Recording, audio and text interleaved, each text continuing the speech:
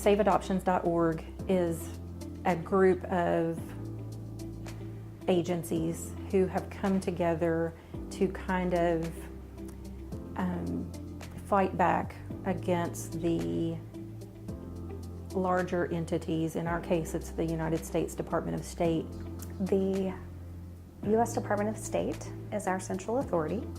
It then has the Office of Children's Issues, OCI, that is trying to look out for the children that are being internationally adopted and brought into the U.S. It's a very good thing that countries came together and wanted to agree on the standards for international adoption, because these children need to be protected, the birth parents need to be protected.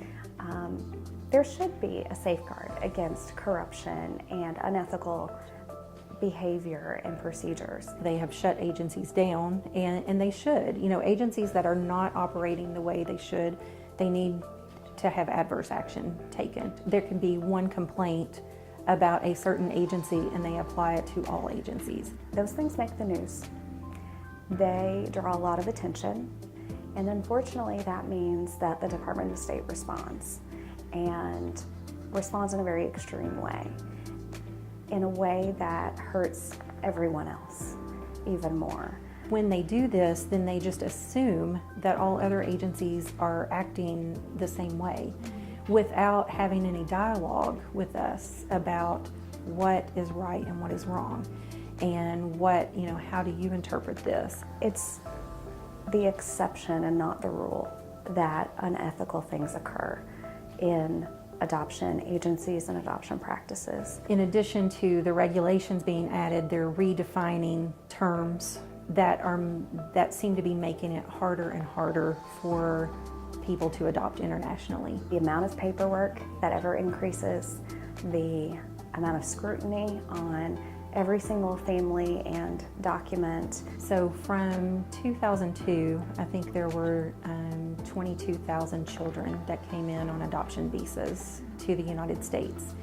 In 2016, which is the last year we have data from the Department of State, there were only 5,200 children that received visas to come in through adoption. And, you know, I think there's a trend on there, a graphic that shows that if that continues, within 4 more years, there will be no more international adoptions. And it's sad to have things that are meant to be good that make it hard for children to come home.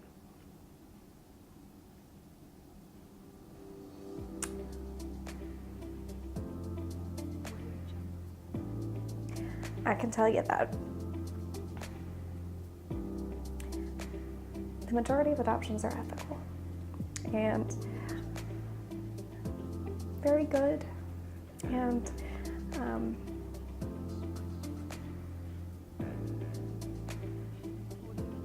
it's really sad.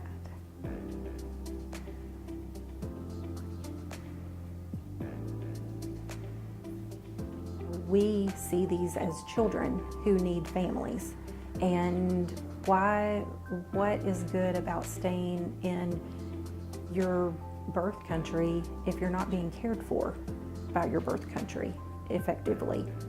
You can compare international adoption to ambulance service. An ambulance is meant to help people. The ambulance comes when a person is in crisis and needs help, and occasionally ambulances may hit another car. There might be people injured by an ambulance. There may be a death from an ambulance hitting another car. But does that mean we should get rid of ambulances because a bad thing happened? No. There's not another solution. You don't throw the baby out with the bathwater. Adoption is a solution for the children currently living in orphanages who don't have families. You don't stop that just because there are some unethical things that come to light by certain agencies, certain individuals. That doesn't mean that you stop international adoptions. Just because, you know, international adoptions are declining, doesn't mean the need for orphans isn't there anymore. There's millions of orphans in the world that are in need of a family. We've seen the 5-year-olds, the 10-year-olds, the 14-year-olds who are languishing in these orphanages without parents.